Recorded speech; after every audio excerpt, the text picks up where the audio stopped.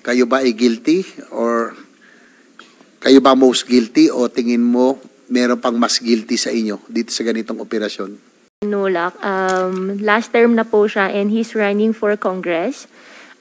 Ako naman po, childhood dream ko rin po talaga, and during the time po, tinanong po niya ako kasi he will be running for Congress po, and after a while po, nag-decide po ako to run for the position po. So ito yung first nyo sa no? Hindi kayo naging official, kahit ano exposure from business, no? Kayo ay naging pinatakbo bilang mayor. Opo, tumulong po siya, and together din po with the lineups din po, tinulungan din po ako ni former mayor po. Pero seryoso kaya siya sa pagtakbo niya? Sabi mo kanina, tumakbo siya bilang congressman, no, sa distrito dahil nag-last term siya. Seryoso kaya siya sa pagtakbo niyang congressman o baka naman gusto lang niyang makakuha ng campaign funds mula sa iyo? Dahil I understand, kayo ba nag-finance ang campaign ng buong team mo at kay Mayor Feliciano bilang congressman? Your Honor, negative po. Wala po akong minigay po sa kanya na any campaign fund, and I believe seryoso naman po siya kasi during the time po, very hard work naman po yung pagiging campaign po niya sa distrito po. Anyway, kasi na meron akong resulta dito, Madam Chair, nung 3rd Legislative District sa Tarlac, pangatlo po siya no? Kasi kung seryoso siya, mayor siya, incumbent mayor, sana man lang pangalawa, no? Independent. So, doon lang medyo nagdududa ako kung seryoso nga siya talaga sa kanyang pangampanya. He was a poor third doon po sa distrito, no? Dito pa yung resulta ng halalan.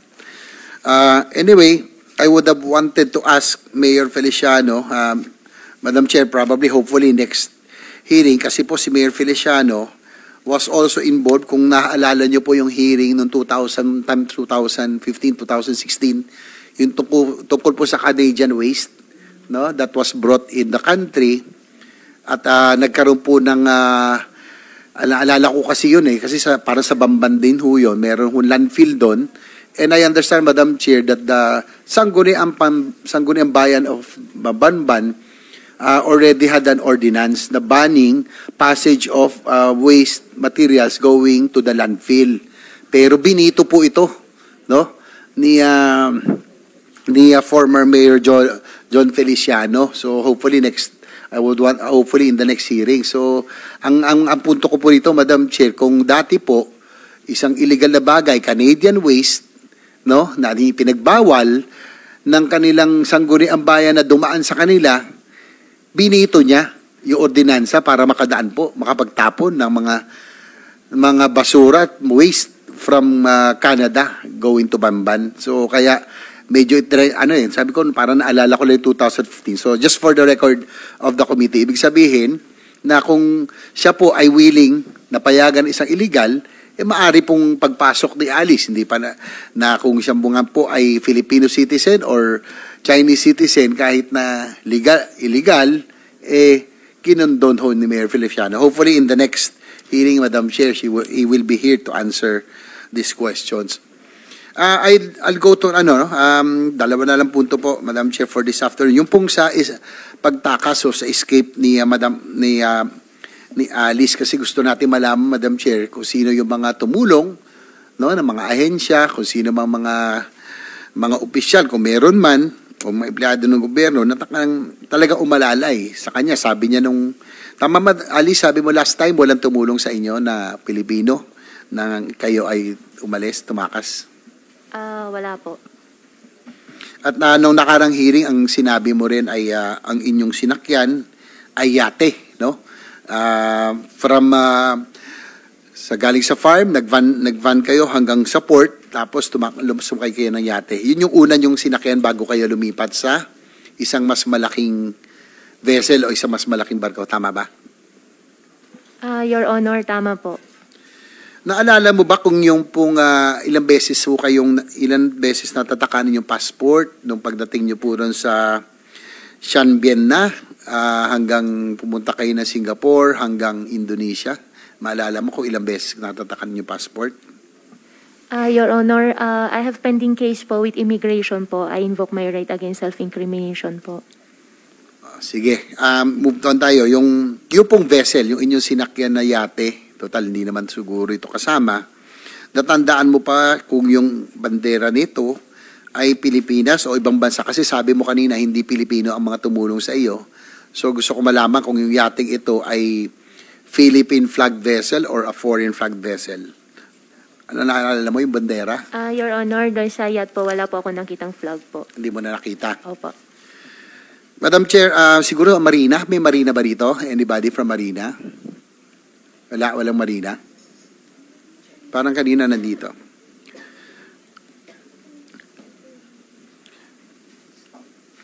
Siguro next, Madam Chair, kasi... yes, Senator JV, baka sa ay, susunod next. at baka huling hearing natin. Pero Sige. nandito rin po ang Coast Guard. Coast Guard? Kung gusto nyo silang Coast itanong. Guard. Sige po, tanong ko lang po.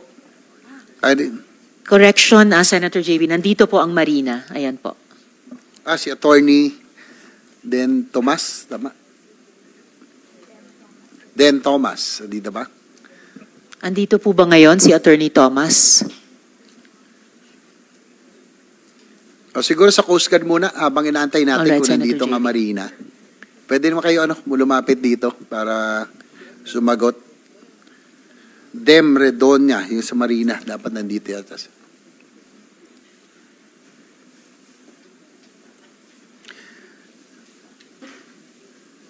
Sige, makisingit na lang po.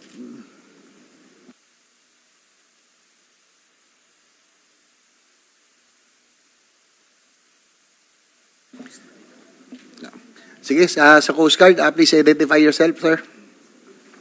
Thank you, Madam Chair. Attorney Captain Oliver Tanseco, Philippine Coast Guard po. Captain Tanseco. Oo, Yes, sir. kasi sana tatanungin ko yung Marina dito because kasi ayon sa salaysay ni Alice Go, ang ginamit nila ay yate, no? Kung halimbawa, kasi I receive information, Madam Chair, that most of the yachts in the country, mga luxury yachts, karamihan, ay hindi po nakarehistro as Philippine vessel. Most of them are ang tawag sa kanila ay visiting yacht, no? Pero talagang ang pagmamay-ari po nila ay mga Pilipino rin. So ang tanong ko lang sa ating Coast Guard, kung gano'n halimbawa meron tayong suspicion na ginamit po 'yon, mas halimbawa foreign flag vessel, mas hindi nyo o Philippine flag vessel, may pagkakaiba ba yun kung sa inyo pong pagmamonitor? Halimbawa po, si Alice Go, meron hong, anong tawag doon, naka-red flag sa inyo, under watch. May pag-difference ba kung foreign or Philippine flag vessel ang tingin nyo na pwede nilang gamitin? Madam Chair. Under the Philippine Coast Guard Law, our present law, Republic Act 9993, wala pong exemption doon. All merchant vessel. Ang exemption lamang po dyan are warship or vessels of a foreign state. So lahat po yan under sa inspection po ng Philippine Coast Guard.